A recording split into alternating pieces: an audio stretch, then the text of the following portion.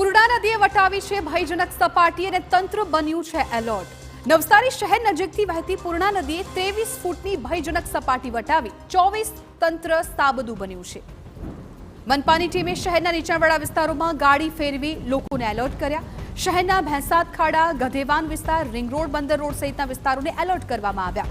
કેટલાક વિસ્તારના લોકોએ સ્વૈચ્છિક સ્થળાંતર કર્યું તો ભેંસદ ખાડા વિસ્તારમાં આવેલ ગોટલી માતા અને ભક્તિ માતાની પ્રતિમાને સુરક્ષિત સ્થળે લઈ જવામાં આવી।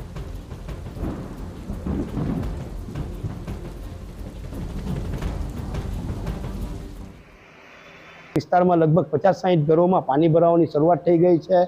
આ પાણી ભરાવાની સાથે જે લોકોના ઘરોમાં અચાનક પાણી આવવાના કારણે ઘર વખરી હતી, સામાન છે તે સગે વગે ન થવાના કારણે લોકોએ એમાં આર્થિક બોજનો સામનો કરવો પડે તેવી પરિસ્થિતિનું નિર્માણ થયું છે। આટલી બધી તંગ પરિસ્થિતિ હોવા છતાં તંત્ર દ્વારા અત્યાર સુધીમાં કોઈ પણ પ્રકારનું અહીંના સ્થાનિકોને રાહત આપવાની કામગીરી કરવામાં આવી છે નથી। 40 વર્ષથી રહીએ છીએ।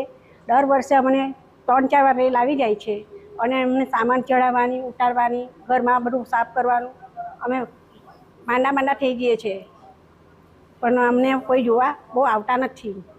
આવે તે બી ઉપર ખાલી એ કરી જાય છે અને પછી જતા રહી છે। નવસારી શહેરમાં પૂર્ણા નદીની સપાટી વધતા મનપા દ્વારા કંટ્રોલ રૂમ શરૂ કરવામાં આવ્યો છે। શહેરના વેરાવળ નજીક આવેલ ગધેવન વિસ્તારમાં ઘૂંટણસમાં પાણી ભરાયા છે, જેથી 15થી વધુ પરિવારોને સ્થળાંતરિત કરાયા। બીજી તરફ સાવચેતીના પગલાના રૂપે તંત્ર દ્વારા એસડીઆરએફની ટીમ પણ તૈનાત કરવામાં આવી। વહીવટી તંત્રએ કોઈપણ પ્રકારની અફવાઓ પર ધ્યાન ન આપવા લોકોને અપીલ કરી। નવસારીના ધારાસભ્ય સ્થિતિનો તાગ મેળવવા કંટ્રોલ રૂમની મુલાકાતે પણ ગયા હતા।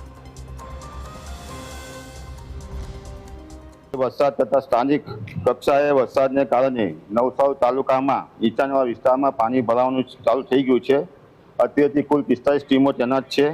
નીચાણવાળા વિસ્તારમાં પાણી ભરાવાના કારણે અસરગ્રસ્તોને સુરક્ષિત સ્થાને ખસેડવા માટે